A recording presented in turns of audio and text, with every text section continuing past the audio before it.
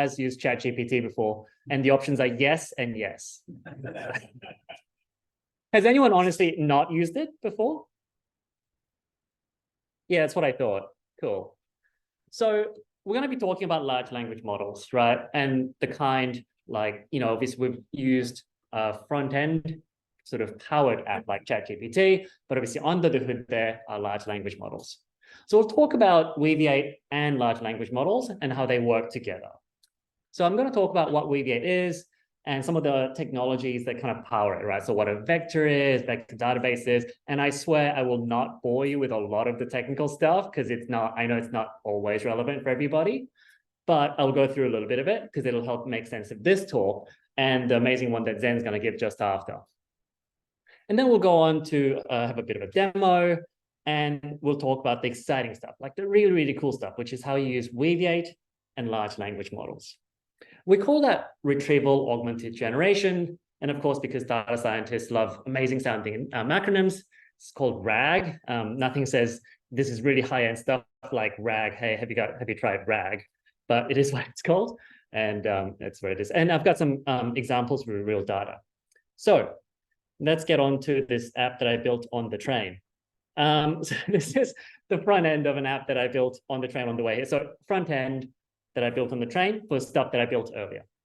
So I've got these 3 YouTube videos that, so the motivation for this, let's go back a step, is I can be a bit lazy and I don't necessarily want to always watch like an hour-long YouTube video to be like, what the hell is this about? Yeah, I see people nodding in the crowd. You know what I'm talking about. And thank you, boss. So is that big enough? Bigger? Cool.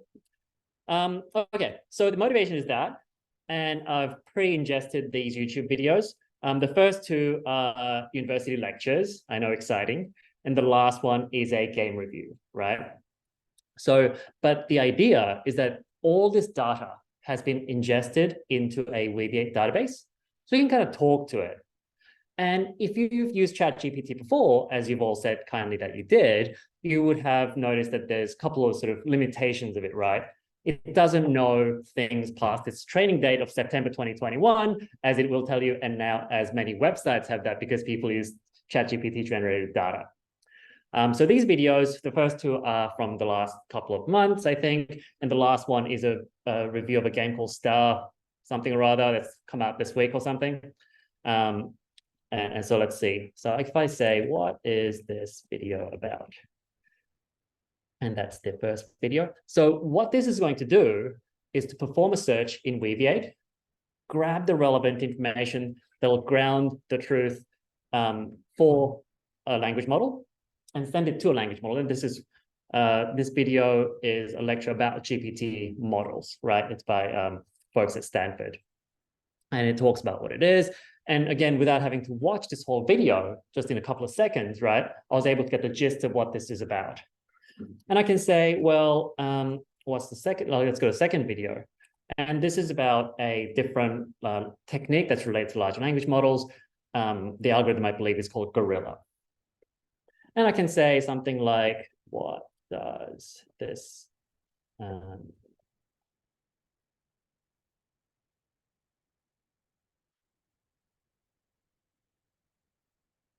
oh, I think this is a different video, sorry. This is about information retrieval, sorry.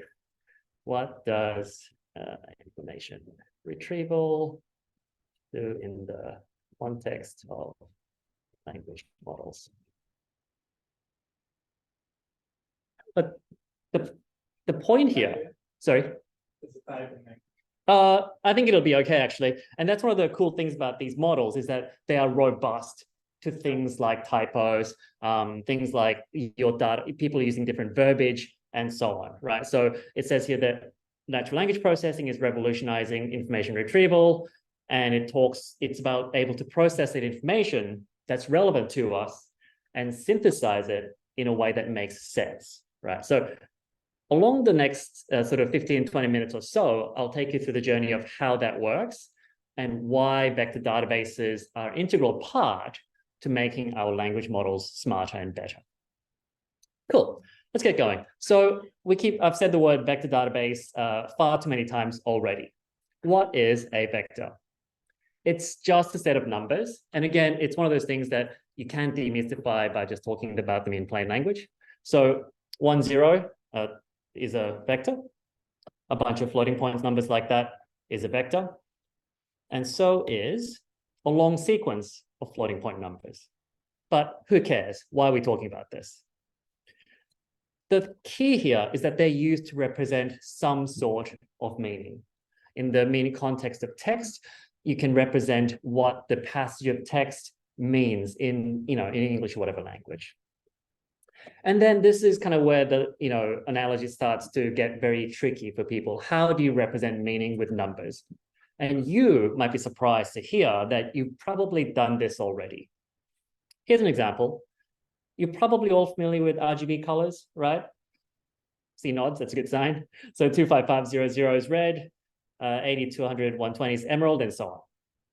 So each number in this RGB system is a dial, right? So you play with color wheels with the 3 numbers or in hex or what have you. You can adjust each dial to change the representation of the color. And if you plot the 3 dimensions in 3D space, the similar colors end up together, right? The colors in there are not what it's sorted by. Those dots are sorted by the numbers in each direction, by the red, by the blue, and the green. But the similar numbers, and so the similar colors end up together because they are similar in their numerical representation. So a little bit of hand waving. If you extend that concept to lots and lots and lots of dials, you can represent meaning. And that's how this is done in natural language models. Now, the hand wavy part of that was, how the heck do you get those numbers? And the short answer is deep learning models, right? So there's these big complex models that ingest a bunch of a big corpus of text at one end and spits out how the number should be represented, right? And that's the magic of deep learning that's enabled all of this. So just how much more time do I have just so I can not go too long? 20 minutes? 15 minutes? Perfect. Cool. So here's an example. Here's a headline from whatever. 3 people rescued off Australian coast after yacht damaged by multiple shark attacks. So that sentence or the headline would be represented by this set of numbers. And these are actual numbers that I generated like today. And you can do this with any sets of texts. So this headline about dingoes, and you can tell I picked the most Australian headlines ever about dingoes and shark attacks. And then the last 2 are about the Football World Cup that we had in the last few couple of weeks. And each of these headlines, sorry, Sebastian, I see you squinting, can be represented by vectors. So what? Well, the so what is that you can then compare each one of them numerically. And here's a similarity matrix of those headlines against each other, right? So the first and second headline are similar, you can see in this table, because they're both about something Australian, about tourism, and so on. And the next 2 are similar to each other again, because they're about football and football players, right? And the similarity across those 2 different categories of texts are smaller, right? They're smaller numbers, and I've color-coded them. Does that make sense? So in a very short description, or in a very shorthand way, that's how vectors represent meaning. And that's why we talk about vector databases. And modern language models use this under the hood. And vector databases, like Weaviate, use these vectors to represent the meaning, perform these searches. So because you can quantify their meaning, quantify the similarity, it means you can now search by similarity in meaning, right? So again, you mentioned typos earlier just now, and they're robust typos because the way those vectors are generated, you're not looking for keyword matches or anything like that. You're looking for similarity, right? And that's a really good point. And they can also transform objects because they're now numerical representations. So you can kind of transform them numerically without having to deal with, characters or sets of alphabets or whatever. And this is the same core technology used in LLMs. So let's have a quick demo. I'll just run through a bit of functionality. Classic Jupyter. Okay, well, let's have some fun live coding to see why that's not running. Sorry.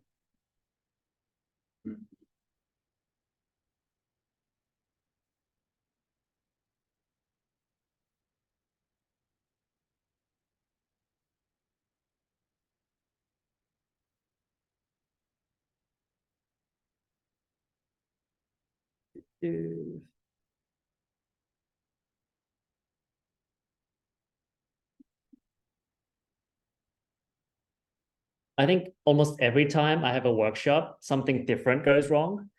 And it's quite often an API that's down. Today, it seems like my Jupyter Notebook has just decided that it doesn't like me and not like running, but this is fine. So I think it's now up. Excuse me. Let's find out. So here what I'm doing is connecting to a Weaviate instance. So again, this is not about the how of Weaviate, right? So I'm going to a vector database here. And this is just a helper function to make the outputs a little bit pretty. What I'm going to do, and this is all, as you saw, live coding, because you can see it failing. So I'm going to create a collection of data. My goodness.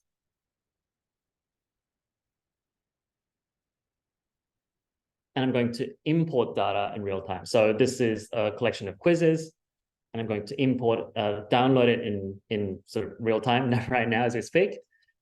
And what I'm doing is, again, don't worry about the syntax of it, but what I'm doing is importing 1,000 or so questions and answer pairs, right? So these are trivia questions, essentially from a TV show. Can you zoom in? Yeah, is it still too small? Sorry. Is that better? And I'll hide the sidebar. Cool. And so I've downloaded a JSON file off the internet, and now I'm adding those items to Weaviate, and this is happening in real time. So let's see how good my internet connection is. And what's happening is I'm sending each of these objects to OpenAPI, so OpenAI, and it's turning each of those objects into vectors, like we talked about, into a bunch of numbers, so then I will be able to manipulate them. So you can do things like all the things you're used to doing in SQL. So I'm guessing most people here have used SQL before. So if you search for objects using a where clause, this is the same thing, right? So you can look for objects containing the word history here. Same thing. You can see the word history in the results. You can also do keyword searches, which is ranking the objects based on how often they appear. And again, this is not, this might be stuff you've seen before. But here's the cool stuff, or the start of the cool stuff. This is a vector search. So now I'm going to look for objects that are similar to the idea or the concept or the meaning of history, right? So let's have a look. So before, when we did a keyword search, it found this clever title about a brief history of time in a bottle. So it's a pun about the Stephen Hawking book, and I think it's a song. Now, when I do the same thing with a vector search, the results that come back relate to this Greyhound company and the museum that's related to it, as well as this Dutch museum. So again, you probably agree that this is closer in meaning and concept to history, even though the second one, oh, sorry, it's that's interesting. Shinto, which is again a historical text, but the word history doesn't appear in the second one, right? So even though the word doesn't appear, it's found that result. And what we can do by combining in Weaviate the search with a generative model is that you don't just get the objects back as you might have imagined before with databases. If I asked you before this talk, what's a database for, you'd probably say it's for storage and retrieval of data, right? It's pretty basic. That's why you think of a database. But in Weaviate, you can do more than that. You can transform your data before it comes back to you. And that's by combining Weaviate with language models. So here all I've done is add this line of code that says with generate, and this is the prompt. And what this is going to do is to generate basically a templated prompt to a language model, where the the word question in braces is going to be replaced by the object or the question column equivalent. It's called property in Weaviate in the question. So if I now do this, it's going to find the same results as it did before about the Greyhound company. And I think it was Shinto, right? The second hit. It's going to combine that with this prompt to generate the full prompt, send it to a language model. So I often actually go to like run the code, do the explanation, and then look at the result, because sometimes it takes a while to come back, but it's back already. So here we go. So the result says, it's now not just about the fact, it's now, talking about a fascinating piece of history. As you can see, the Unicodes for the emojis, and it's not the raw data that's come back. So the raw data that's stored in the database is what you see here, right? And what's coming back is this transformed data. And you can also manipulate the entire result set, not just individual objects by itself. So if I run this, again, the only thing I've changed is these lines of code with a grouped task. And I've just asked the model, hey, combine all the results out here, and then tell me what countries are mentioned in the text. And the language model said, okay, so it mentions United States, Japan, and the Netherlands. So here I'm grabbing 3 results, not 2. That's where the last ones come from. But you can see, imagine what the applications of this might be, right? Imagine like you might in the past have gotten back, hundreds of rows of data about customers, reviews, reports, and whatever. But now you could transform this even before you retrieve it to your desk, right? And having to read it. And again, you saw the video about the YouTube, the demo earlier with the YouTube videos. You can shortcut a lot of these processes by combining the generative models with Weaviate. And these are some of the reasons why you would use a vector database. Another one that I haven't mentioned yet, though, is dealing with scale. And think about how many bits of documents you deal with in your work life, daily life, academic life, what have you, and how many paragraphs each of those documents would have, and sentences. Because you're representing meaning with a vector, each of that quantum of meaning has to be represented by a vector. So it means if you're looking for information at a sentence scale, right, or paragraph scale, which is relatively common, each of those has to be a vector.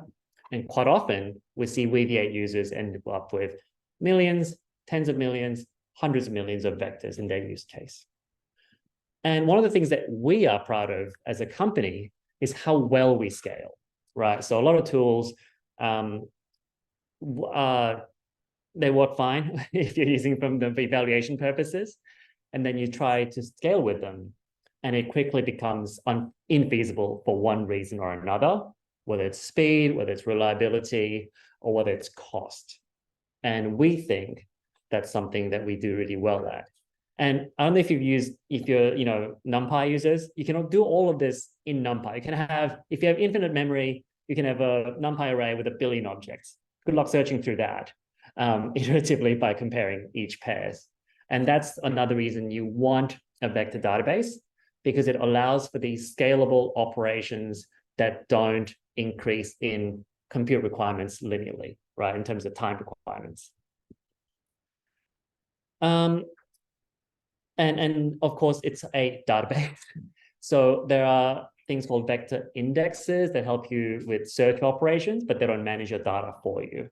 And a vector database will combine the ability to manage your data along with all the wonderful and fun things about vectors that we just talked about. Cool. How are we doing for time? Sorry. Just about 3 minutes. Cool. That's all I need. So a vector database enables all of those things. And in terms of language models, which is what I wanted to get to, it tackles 2 big problems: hallucination, which is missing and incorrect information, right? And cost of retraining. So you can tackle some of this. For example, you can get GPT-4 and say, okay, if you had access to it, I'm going to retrain it with modern data or more recent data or my domain-specific data. How much is that going to cost you, right? Can you host that? the solution instead is to use retrieval augmented generation, have your database, retrieve the relevant data, send it as part of your prompt to your language model, and have it generate specific grounded outputs based on your specific data that might be domain specific, that might be more recent, and that's more relevant to your exact query. And you also know where it's coming from too, because as you saw in these results, you saw the raw data as well as the generated output, right? Because quite often you get results from a ChatGPT or whatever, and then you're like, where does this come from? And then you have to go and verify it anyway. Cool. So I'll do a very quick RAG demo, and then I'll be out of your hair. So the stuff you saw earlier is here, not here. That's fine. I'll just go to my slides. So the demo you saw earlier, where I was searching through the YouTube video, this is what's happening. So what I'm doing is getting the YouTube video that you saw, downloading it, and extracting the text using another model. So I'm using an automated process to generate transcripts from the YouTube video. I'm now doing what's called chunking, cutting that up into small pieces that I want to sort of search by, right? It's not quite sentences. In my case, it's a set of like 150 words or so. So I can get chunks of the data back as I need to, right? And then I add that data to Weaviate. And then, from that point, it's the same process as what you saw earlier with my quiz demo examples. You just query it with the prompts and you get your data back.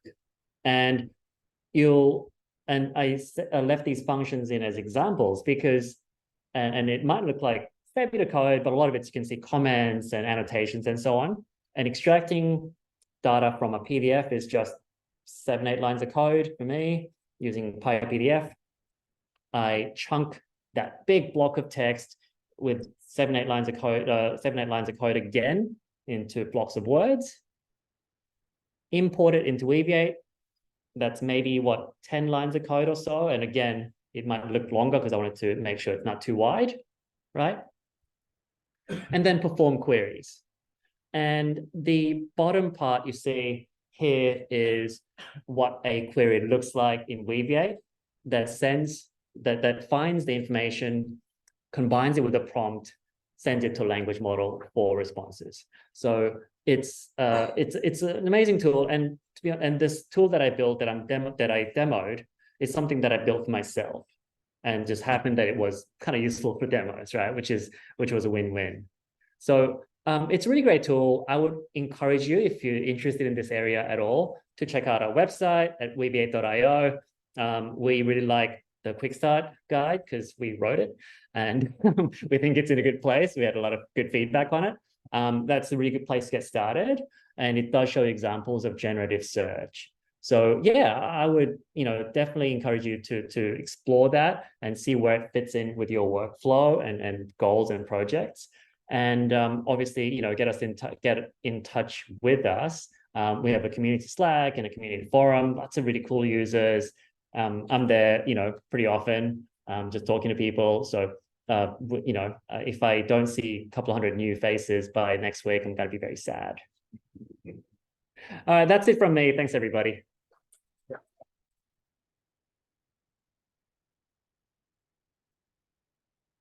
Cool. Before we go into the Q&A, I thought, because we've got the food now, and I'm consciously able to find it rumbling. So basically, just go and help yourself to the food at the back. But then we'll also do the Q&A now. So yeah, in between JP's talk and Zain's talk, we'll have the food and we'll eat food while in the second talk. So yeah, thanks. So now I'll give you a chance to answer any. Do I get to ask the questions? No, sorry. I'm just kidding. It's fine. But yeah. Yeah, please. So, talked about the higher cost, also lower cost than actually what you, let's say, fine tuning the last neural network layers of the model. What would you say are the additional advantages? I think one is not all models are available for you to fine tune. Like OpenAI just recently made GPT 3.5 available for fine tuning. So, you can do that, for example, but not everyone has the technical know-how to, fine-tune open source models, for example, or the resources to do so. And the other thing is, it's much easier, in my view, to add new rows to your database, right, versus fine-tune a model. And I think it's also there's something to be said about explainability, right? I think there's probably, I'm not a data scientist myself, but I understand that large language models, there's still a lot of work that needs to be done in terms of explainability. Whereas if you're using retrieval augmented generation, yeah, you can't necessarily explain what's happening at the generation side, but you have the raw data that it's grounded from, right? So that probably goes from a business perspective, for example, it goes a long way to answering to your stakeholders, okay, you've got these things, can you tell me where the data comes from? And you can point to the data that was retrieved and then transformed. So I think those are my thoughts. Yeah. Yeah, so how do you convert the words into vectors? I mean, I don't personally. The language model. Yeah, that's exactly right. So there's been, maybe in the last 15 years, a lot of advancements in that area of turning words, as you said, with early models like what was called word2vec. And those models are basically, they're all, okay, so I'll go back a step. They're all deep learning models. You put in a word or text and you get a vector out at the end. And the earlier models used to start with a word and then turn each word into a vector, right? The more modern models are very clever in the way that they understand the semantic structure as well as the syntactic structure, right? So they can, for example, modify, if you have, I think the classic word that gets used for this example is bank. If you talk about a bank, it can be a bank at a river, embankment, and so on, or wait, give money to and they don't give back to you. Sorry if you work in fintech, it's just a bad joke. Those models can modify the word bank based on what appears around it in the same sentence, right? So that's been the big difference in the modern what's called transformer models, with what's called attention. But yeah, at the end of the day, it's all deep learning models all the way down. So anyone? Given how fast the space is evolving in the tech stack for LLMs, what do you think is in the pipeline in the works for vector databases? Okay. Features, capabilities. That's a really good question, and I'm thinking a little bit because I'm not sure if I'm best qualified to prognosticate on the future of vector databases. I will say from my perspective, which is probably closer to a user than a data scientist, I'll say that for me, being able to overcome the shortcomings of language models and the fact that vector databases and information retrieval has been such a complementary tool to the shortcomings of language models has been a boon. Zain's going to talk about multimodal models afterwards. And I think that's really an exciting area because I come from the background of, I found language processing really interesting, but the idea that you can represent these other forms of information and modes of information in the same vector space is really interesting to me. And I think from that perspective, it's also going to be things like, well, how do you then scale them? Where do language models go in terms of do they get commoditized? I think that's going to be a really interesting future. For me, that's my own personal perspective. So just one last question before you rate each of the food. I just want to throw it to the back.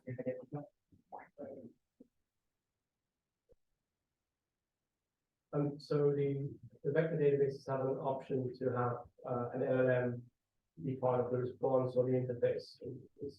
What sort of options do you have in choosing the LLM component of this? And is there an option then to, similar to the other question, to determine how these vectors are represented? Because this could be some sort of grid. So before I answer that, do you mind just expanding on the concept of drift? Maybe drift is the wrong word, but I'm just wondering how I have different versions of LLMs represent. You pass one Gotcha. kind of vector in the database, and it's slightly Gotcha. different vector in LLM, right? Understood. Understood. Yeah. Okay. So that's a really good question. I'll answer that in two parts. I think that we're talking about two combined but separate parts of the puzzle here. One is how are vectors represented in the vector database, right? And there's a model that is used at some point to convert the input into vectors. You should never change that model because it's like if you had a bunch of colors that you wrote down as RGB or RGBA, let's say, because you have 4, and then you go and then a bunch of other numbers that are in CMYK. Yeah, they're 4 numbers. They both represent color. They're not comparable to each other, right? So you shouldn't mix and match them, you know. So in a vector database, you should always use one model and store your data using that set of vectors. And in Weaviate, we've got a structure that makes it difficult for users to accidentally swap it out, right? Because you might have this problem, like you said, you know, I think drift is, yeah, fair. I guess it's not a drift so much as a step change, right? Because if you use a different model, your vectors won't be compatible with each other. In terms of language models and the way they're combined, at least in Weaviate, in the context of generative, you know, generation, there's no embeddings stored in Weaviate. So what it's doing is retrieving the data, right, in forms of text or what have you, usually text. And then the text gets sent to the language model as a bit of a pipeline, if that makes sense, right? So it's a 2-step process. It's a search that finds the relevant information, and along with your prompt, that gets converted into a final combined prompt. And that, you know, as if you might do it through the ChatGPT interface, goes to a language model of your choice. Cool. Thanks. Let's have that round of applause for Jake. Thanks, everyone. The fruit to the back. So just we'll have a few minutes to grab your food and then we'll start the second talk. I guess I'll stop sharing. Thanks very much. Thanks. Do I just leave? Yeah, that's Okay. fine, yeah.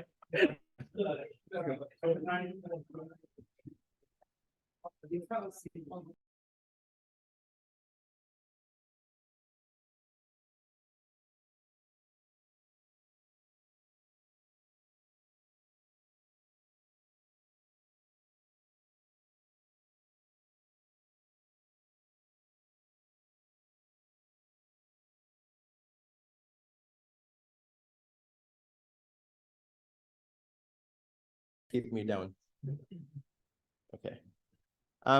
So this observation is actually a lot of people in AI have made this, and it's known as Moravec's paradox, which says that some of the things that are really hard for us, playing chess, language translation, calculus, are really easy for AI. Right? These are solved problems in AI, and they have been for a while. Language translation, arguably, but playing chess and calculus is pretty much solved.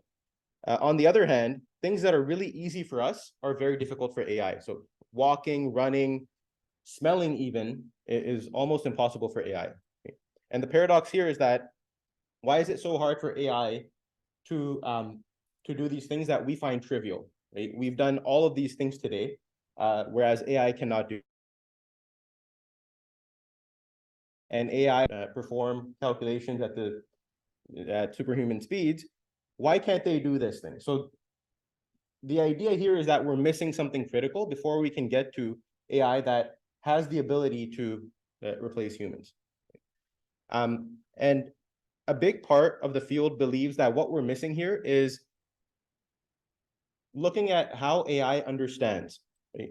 So if you think about how humans learn, I have a son who's going to be a year now, and he hasn't spoken. He doesn't know how to talk, but how does he learn? Right? And if you think about how kids learn, a lot of their learning is multimodal, sensory, motor, interacting with things. He likes to lick things, put things in his mouth. He'll walk around, fall, all of this without speaking, right? So they're building up a model of the world by interacting with it without any words. So a lot of this learning is multimodal, non-lingual.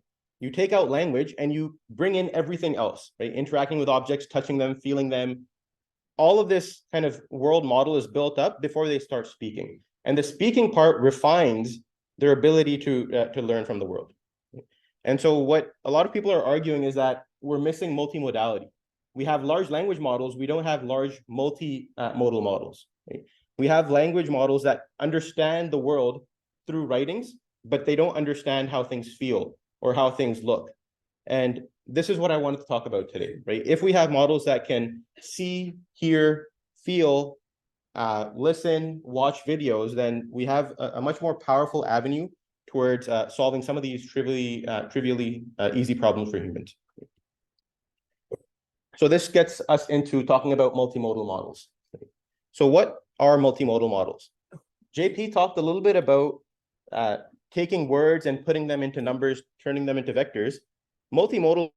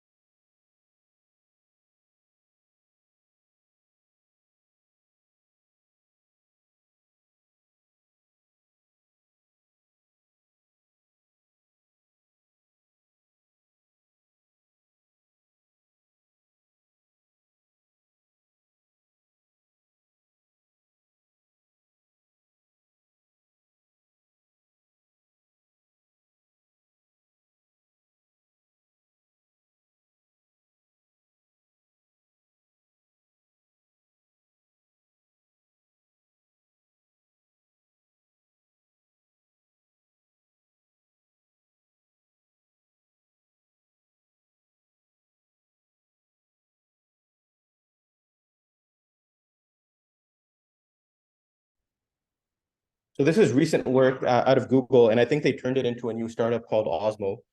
They can actually take molecules and they can project them into vector space. They can turn molecules into vectors, and what these vectors represent are odors. So you can actually map smell into this vector space, and if you can map something into vector space, then you can use a vector database to search over it. Right? And so you have these models that can now digitize smell and understand smell, and you can differentiate stinky stuff from stuff that smells musky and all of this. And there's really cool applications of this. If you have the ability to have models that do this and then can also visualize, then there's a lot of really cool downstream tasks that become very viable. And I'll talk about those at the end of this. So one molecule is one data point there. Imagine you can take all of your world of molecules and then you can generate numbers or vectors out of them. And then you can have of different is a smell than another smell. And this is what really excites me about multimodal models. You can quantify any of the modalities that you and I interact with every day. And if you can quantify it, you can put it into a machine and you can then measure against it. You can compare similarities. Okay. So I wanted to talk a little bit about how these models work before I talk about how we scale them. So how is it possible that we can have a model that understands images, audio, video, text, smell, all together? There's multiple ways, but the one that I want to focus on is a model from Meta, from Facebook, that we've integrated into Weaviate, and I'll show you a demo of that working as well. How that particular model works is you actually have multiple models. So what you do here is you have a model that understands all of these different types of data. So it understands audio, you can play it sound, it understands depth, it understands images, it understands video. And then what it does is it learns to combine these concepts. It understands them individually. So imagine translating all of these data types into vectors individually. So you're translating using these models individually. So you've got 5 models here. And then you go in, 6 actually, 6 models here. And then you go in, and then what you do is unify them. So now the job is you've got 6 different languages of vectors, one that compares audio, one that compares text. How do I make sense of them? It's the same problem that JP was talking about, where it's kind of like taking an English sentence, translating it into France, German, and then trying to compare them. If you don't have a way to unify those languages, you can't really compare those sentences. So the trick here is unifying all of these meanings, all of these different languages, the language of audio, text, video. Pretty interesting, actually. So what they do is, let's say you have all of your text data, all of the files that are sitting on your computer that are text documents, you turn them into vectors. You take all the videos, you turn them into vectors. You can also take images, audio files. You now have these separated kind of blobs of vector representations. What they do is they learn a unified vector space, this thing called a joint embedding space, by comparing across modalities. So they say you can compare the roar of a lion to the image of a lion. And they say the vector representations for these two things should be close together. And the roar of a lion should be farther away from a baby crying or a book dropping, right? So they use this idea of contrastive learning to pull together positive examples and push apart negative examples. And that works because even across modalities, you can find examples which should be closer together because they're similar concepts, and other examples which should be farther apart because they're distinguishable. So this is the same concept that they're using here. So you start off, and let's say you want to capture or you want to unify vector representations, and each dot here is a vector.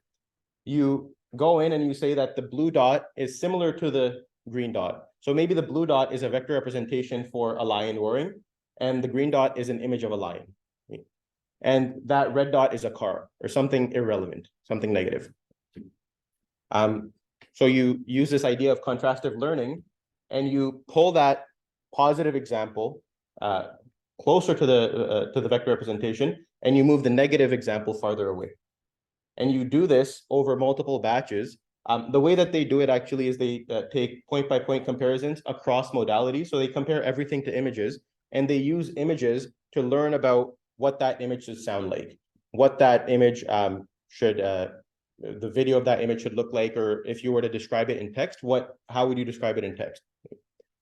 And so in action, when this learning actually happens, you start off this way, and then you're pulling together concepts similarly. And within the purple and within the yellow, you can have all sorts of modalities, because now you're bringing all the different vector spaces and you're combining them. So if you understand what's going on here, they're essentially training 6 different vector spaces, and then they're combining them by comparing positive and negative examples. From there, we can actually use this unified vector space to now plug it into a vector database and move forward. Question? I mean, I'm wondering, I mean, this looks quite like, I mean, it's going to be a local optimization process. So if you were to run this multiple times, you might end up with rather different embeddings. And I mean, I wonder how you deal with that. Yeah. So what they do is they fix the image model. They don't allow the image model to move. And they pull everything else close to the image model representations. And that's why it's called image bind, because they bind all of the other modalities using images. So they say, I'm going to freeze the concept of an image so the image doesn't move around. The image of a lion is always going to have the same vector in embedding space. And I'm going to pull together other modalities pair by pair towards this image modality. I mean, that's the question of they arrive at the image embedding first place, because when that will be subject to this local optimization. So they train a vision transformer separately, and I can talk to you afterwards about the details of the paper, but they use this pre-trained transformer, and then they pull all of the other modalities, and every other modality, interestingly, is just a transformer as well. So it's all just transformers all the way down. But they fix the image modality because they said that it's the most powerful one. And I haven't seen any other papers that have not, when they're combining these modalities, do it this way. There's a lot of other examples that do this. Yeah. This is like an interesting idea. Does that mean that the final result of the embeddings the better representation than before, that just like the representation of the image? Because now you're using the meanings of like the roar of the device. And so you have one vector representation for the image, another one for the audio. You can later on combine them if you'd like. And there's some other work that people are doing where they combine these modalities, but this one doesn't actually combine them. All it's interested in is if I have images that are vectorized and audio that is vectorized, how do I make it so that concepts that should be closer together are closer together? And they use this concept of this guy should be closer together, it's a positive example, and this guy shouldn't be closer together, it's a negative example, to push and pull these data points closer and further. So basically, because the image that you got to for anything information. Yes, you compare images to every other modality. Yes, the image representation here is the ground truth. So concepts that are similar to that image, whether it's in any other modality, will get sucked into that, closer to that representation. Yes. So they actually use the info NCE loss. I've got that on a slide here. I can show it to you afterwards. Yeah. Question. Like God or heaven to an image. So they don't have pure negative examples. They just say that if there's a positive example, we're gonna tell you that that's positive, and then everything else, we'll take 100 random images. Everything else will be negative. So they take an entire batch and then they say,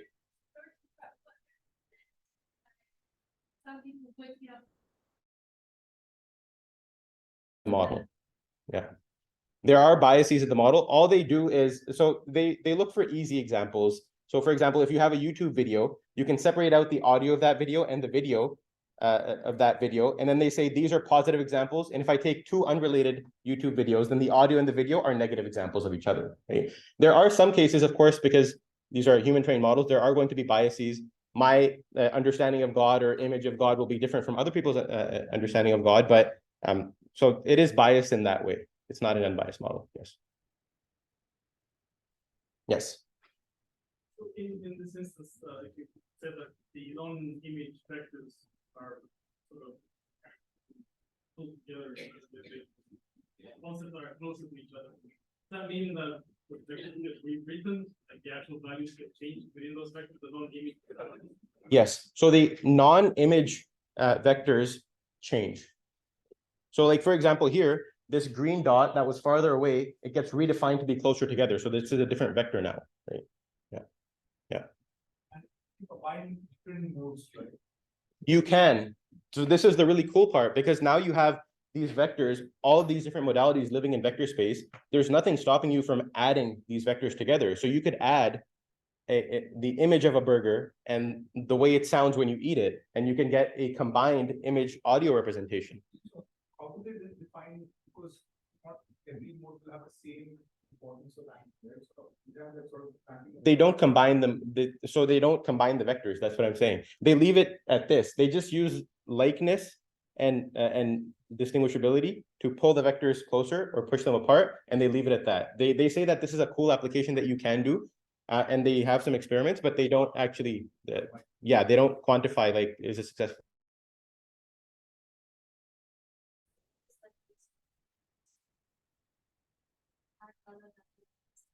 Yeah, so you mean the combination of the vectors?